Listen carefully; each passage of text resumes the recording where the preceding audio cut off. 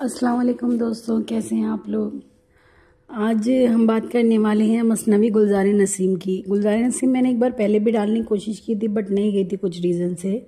आज मैंने सोचा उसको शेयर कर लूँ आप लोग के साथ, क्योंकि मेरी कुछ फ्रेंड्स कज़न्स हैं जो बीए में हैं और उनके कोर्स में गुलजार नसीम है, तो वो बोल रही थी कि करो तो हम लोग भी कुछ देखें।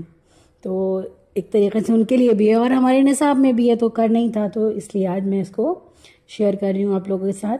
इसके अलावा मैंने सहरुल बयान मसनवी फूलबन मसनवी भी दे दी है, तो इसको मैं चाहे आई बटन में दे दूंगी और नहीं तो एंड स्क्रीन में भी आपको मिल जाएगी, आप वहाँ से भी उसको देख सकते हैं। तो अब शुरू करते हैं हम लोग मसनवी गुलजार नसीम। सबसे पहले हम लोग बात करते हैं इसके किरदार की। इसमें किरदार है ज़ैनुल मुलूक, ताजुल मुलूक और चार भाई हैं ताजुल मुलूक के, दिलबर बेसवा, देव, देवनी, हिमाला, महमूदा, बकावली, बकावली की माँ का नाम जमीला, रूह अफ़ज़ा बकावली की बहन, बहराम रूह अफ़ज़ा का आशिक, राजा इंदर, राजा चित्रसेन, शहजादी चित्रावती, किसान और उसकी बीवी और खूबसूरत बेटी। अब आते हैं हम लोग कहानी की तरफ। सुल्तान ज़ैनुल मुलूक पूरब के बादशाह हैं। इनके 4 बेटे हैं। 5वां बेटा होने पर नजूमी बताते हैं कि अगर बादशाह उसे देखेंगे तो आंखों की रोशनी चली जाएगी, मगर एक दिन इत्तेफाक से बादशाह की नज़र इस पर पड़ जाती है और वो अंधा हो जाता है। मुल्क से दरबदर कर दिया जाता है। एक हकीम इसे बताता है कि बाग़े इरम में एक हौज़ है, उसमें बकावली नाम का एक फूल है, उससे आंखों की बीनाई वापस आ सकती है। चारों शहजादे उस फूल की तलाश में निकलते हैं। जिला वतन शहजादा भी साथ हो जाता है। रास्ते में दिलबर नाम की बेसवा का महल है। वो लोगों के साथ जुआ खेलती है और बेईमानी से उन्हें हराकर रकम छीन लेती है। चारों शहजादे उससे हार कर अपना माल गंवा बैठते हैं और फिर वो चारों पर अपनी गुलामी की मुहर लगा देती है, मगर 5वां शहजादा ताजुल मुलूक उसे हरा देता है। शहजादा आगे चलता है तो एक देव से उसका सामना होता है, मगर वो तरकीब से उसे हरा देता है। देव उसे अपनी बहन हिमाला के पास भेज देता है। उसके कैद में एक लड़की महमूदा है। वहाँ शहजादे की उससे मुलाकात होती है।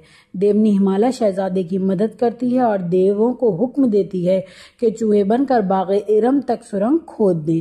उस सुरंग के जरिए शहजादा बाग़े इरम में दाखिल होता है और हौज़ से गुल बकावली हासिल कर लेता है। बकावली को वो महल के अंदर सोता हुआ देखता है और उसकी अंगूठी बदल लेता है। वापसी में वो दिलबर और महमूदा को भी अपने साथ ले आता है। रास्ते में वो फूल को एक अंधे पर आजमाता है। शहजादे के भाई रास्ते में फूल छीन लेते हैं। मजबूर होकर शहजादा शहर के बाहर देवनी हिमाला की मदद से एक शानदार महल बनाता है। इधर बकावली बेदार होने पर फूल नहीं पाती और बेकरार हो जाती है। अंगूठी बदली हुई देखकर उसे गुस्सा आता है। वो फूल की तलाश में निकलती है। वो मर्दाना लिबास में है और बादशाह ज़ैनुल मुलूक उसे अपना वजीर बना लेते हैं। ताजुल मुलूक के महल के शोरत सुनकर बादशाह महल देखने आता है। बकावली भी साथ आती है। बादशाह अपने बेटे को पहचान लेता है। बकावली भी पहचान लेती है। चारों शहजादे का फरेब जाहिर हो जाता है। आखिर बकावली ताजुल मुलूक को खत लिखकर अपने पास बुला लेती है, मगर बकावली की माँ को यह राज मालूम हो जाता है। वो उसे सहरा तिलिस्म में कैद कर देती है। बकावली की बहन रूह अफ़ज़ा परी एक देव की कैद में है। ताजुल मुलूक उसे शिकस्त देकर रूह अफ़ज़ा को आज़ाद करा लेता है। इसके इनाम में उसकी शादी बकावली से हो जाती है। शादी के बाद कहानी नया मोड़ ले लेती है। राजा इंदर को जब बकावली की शादी की खबर होती है तो वो आग बगूला हो जाता है। वो हुक्म देता है कि बकावली को हर रात उसकी सभा में हाजिर होना है, मगर हाजिर होने से पहले उसे जलाया जाए। ताजुल मुलूक को खबर हो जाती है और वो भी पंखावज बनकर वहां जा पहुंचता है। एक बार इंदर खुश होकर बकावली से कहता है, बोल क्या मांगती है। वो उसी पंखावज को मांग लेती है। इंदर को खबर हो जाती है तो वो गुस्से से बेकाबू हो जाता है और श्राप देता है कि बकावली का निस्फ जिस्म पत्थर का हो जाए, निस्फ परी का रहे और उसी हालत में वो इनकलाब ज़माना के हाथों खाक में मिले। 12 बरस बाद आदमी और उसके 12 बरस बाद की सूरत के मुठ में कैद कर दिया कर देता है। इसके बाद राजा चित्रसेन की बेटी चित्रावती शहजादे पर फरेख्ता हो जाती है। आखिर में गुस्से में इंद्र शहजादे को कैद कर देता है, मगर चित्रावत उसे कैद से छुड़ाकर शादी कर लेती है। मगर शहजादा उसकी तरफ माइल नहीं होता। चित्रावत को भी मुठ का पता चलता है तो वो उसे मिस्मार करा देती है। मुठ मिस्मार होने के बाद किसान उसे साफ करके सरसों बो देते हैं। एक किसान के यहाँ निहायत खूबसूरत बेटी पैदा होती है। शहजादा उसे देखकर पहचान लेता है, यही बकावली है। 12 बरस गुजरने के बाद वो परी की शक्ल इख्तियार करती है। उसके बाद शहजादे से उसकी शादी हो जाती है। अब वो महमूदा दिलबर बकावली चित्रावत के साथ आराम से जिंदगी गुजारने लगता है और इसमें बकावली की बहन रूअफ़ज़ा और बहराम के इश्क की दास्तान भी है।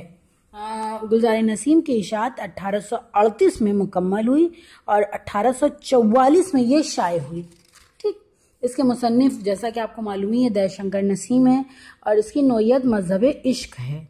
किस्म ये इश्किया किस्म है और कुछ इसके ख़ास पॉइंट है वो भी नोट कर लें।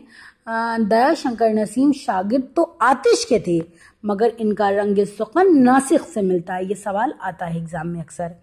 गुलज़ार नसीम में 1521 अशार हैं। असगर गोंडवी ने यादगार नसीम के नाम से तहकीकी नोट के साथ शाया किया। गुलज़ार नसीम को रशीद हसन खां और काजी अब्दुल वदूद ने मुरत्तब किया। गुलज़ार नसीम मजहब इश्क का चरबा है। 1803 में शेर अली अफसोस और निहाल चंद लाहौरी की मजहब इश्क नस्र से माखूज है। और इसके राइटर दयाशंकर नसीम, इनके वालिद गंगा प्रसाद कमल, विलादत 1811 लखनऊ और वफात में 1843 और 45 दोनों लिखा है। अब जैसा ऑप्शनल में होगा वैसे आप इसको टिक लगाएंगे। तो बहुत बहुत शुक्रिया मेरी वीडियो देखने का। इंशाल्लाह आगे भी ऐसी वीडियो आती रहेंगी। मुझे अभी फ़िलहाल तो बताना था आप लोगों को, जो मैं 10th यूनिट के बारे में बता रही थी, कुछ प्रॉब्लम हो गई थी उसकी वजह से मैं नहीं बता पाई। इंशाल्लाह ये कल अब मैं शायद आप लोग के साथ शेयर करूँगी। तब तक के लिए खुदा हाफ़िज़।